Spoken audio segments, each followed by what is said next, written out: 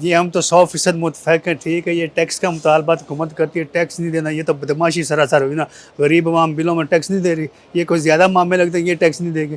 ان کو بھارت کی ایجنسی راہ فنڈنگ کرتی ہے ملک میں بدامنی کے لیے، اور صرف ہے کہ ایک جماعت کے نام پہ ملک میں اور کشمیر میں بدامنی پھیلانے کے لیے ان کو پیدا کیا گیا ہے. کوئی نہ کوئی نیا آئٹم وہ چھوڑ دیتے ہیں، جب کوئی چیز ان کے ہاتھ نہیں لگتی، کوئی نہ کوئی نیا آئٹم، نیا راہ کا ایجنٹ پکڑ کے فنڈنگ کر کے ان کو پاکستان میں کوئی نہ مطلب بھیج دیتے ہیں کہ جا کے بدامنی کریں اور پاکستان کا امیج خراب کریں، پاکستان کی حکومت کا امیج خراب کریں. ٹھیک ہے، اب بس یہ ان کا مقصد ہے اور کوئی مقصد نہیں. باقی یہ بہت معاملے نہیں ہے کہ غریب عوام بلوں میں ٹیکس تو نہیں جا، ایک ہے ہم نے ٹیکس نہیں دینے. ٹھیک ہے، انہوں ڈنڈے پھر اٹکا کے. سر احتجاج جو ہے ہر کسی کا ایک حق ہے، لیکن وہ اگر پرامن ہو تو ٹھیک ہے.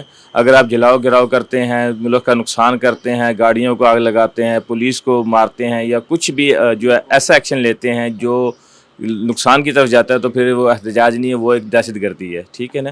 تو ہمیشہ عوام کو چاہیے کہ احتجاج کرے، لیکن پرامن طریقے سے کرے.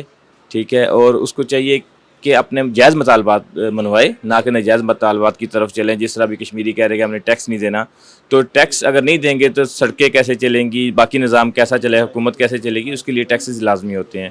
تو اس لیے چاہیے کہ جائز مطالبات ضرور منوائے جائیں، لیکن وہ بھی ایک ٹیبل ٹاک کے ذریعے. کہ جو بھی ریاست کے خلاف اور حکومت کے خلاف جائے گا، ٹھیک ہے، حکومت اپنا حق رکھتی ہے، ٹھیک ہے، کہ ان کے خلاف سخت سے سخت کارروائی ہو.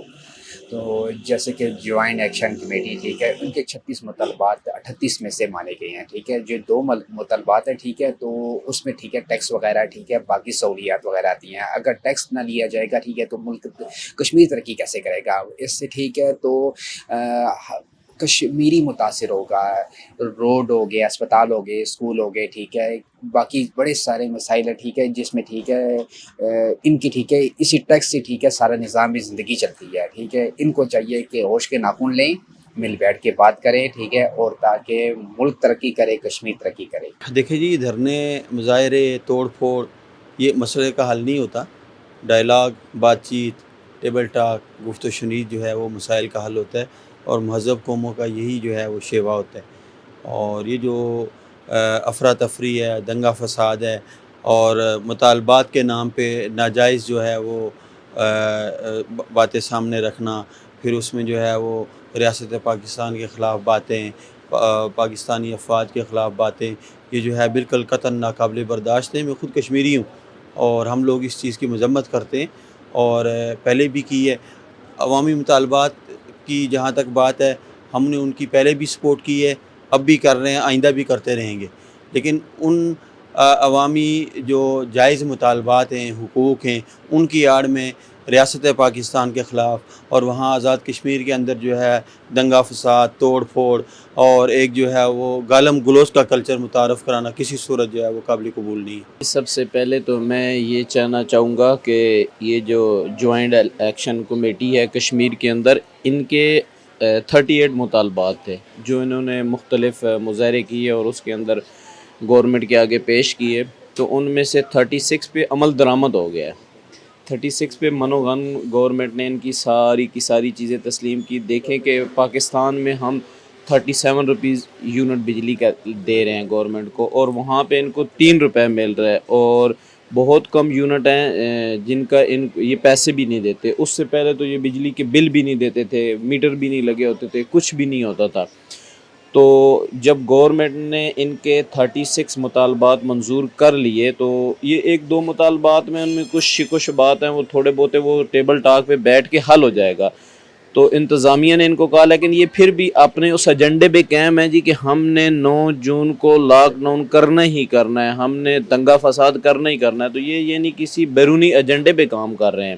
اس سے تو صاف یہی نظر آتا ہے کہ یہ دیکھیں کہ بیرونی ایجنڈے پہ کام کر رہے ہیں، جو ان کو فنڈنگ ہو رہی ہے، اور وہ ان کو کہہ رہے ہیں جی کہ آپ روڈوں پہ آئے ہی آئیں.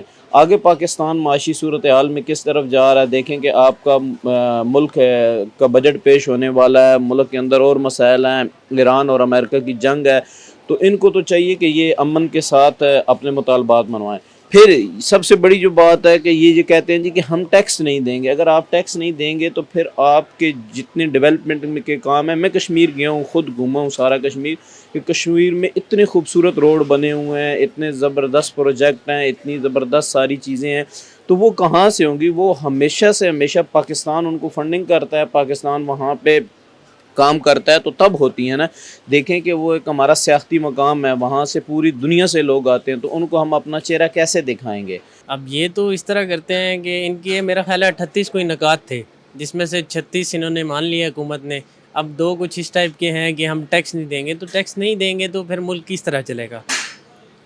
ان کے ہاں اسکول ہیں، کالجز ہیں، دفاتر ہیں، باقی معاملات ہیں، اگر یہ ٹیکس نہیں دیں گے تو پھر ان کے یہ معاملات کس طرح چلیں گے؟